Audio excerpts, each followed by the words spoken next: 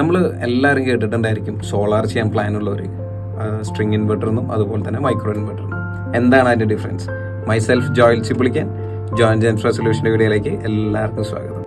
അപ്പോൾ കൂടുതലും കേട്ടിട്ടുണ്ടായിരിക്കുക string inverter, അല്ലെങ്കിൽ ഇപ്പോൾ ലേറ്റസ്റ്റ് ആയിട്ട് നമ്മളെല്ലാവരും കേട്ടിട്ടുണ്ടായിരിക്കുക മൈക്രോ ഇൻവെർട്ടർ എന്നാണ്. ഇതിൽ എന്താണ് ഇതിൻ്റെ മേജർ ഡിഫറൻസ് വരുന്നത്?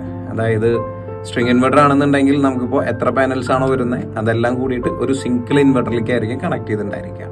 അതല്ല, എന്താണ് മൈക്രോ ഇൻവെർട്ടർ ഡിഫറൻസ്? സിമ്പിളാണ്. ഓരോ പാനലിലും സെപ്പറേറ്റ് ഇൻവെർട്ടേഴ്സ് ആണ് നമുക്ക് മൈക്രോ ഇൻവെർട്ടറിന് വരുന്നത്.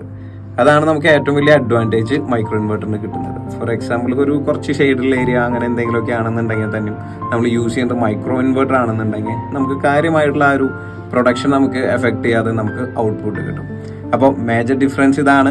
നമ്മളിപ്പോൾ സ്ട്രിങ് ഇൻവെർട്ടർ ആണെന്നുണ്ടെങ്കിൽ ഒരു 6 പാനലാണ് നമുക്ക് ഉണ്ടെന്നുണ്ടെങ്കിൽ ഈ 6 പാനൽ ഒരു സിംഗിൾ ഇൻവെർട്ടറിലായിരിക്കും കണക്ട് ചെയ്തിട്ടുണ്ടായിരിക്കുക. അതല്ല, എന്താണ് മൈക്രോ ഇൻവെർട്ടർ എന്ന് വെച്ചാൽ സിമ്പിളാണ്. 6 പാനൽ ഉണ്ടെങ്കിൽ 6 ഇൻവെർട്ടേഴ്സ് ഉണ്ടായിരിക്കും.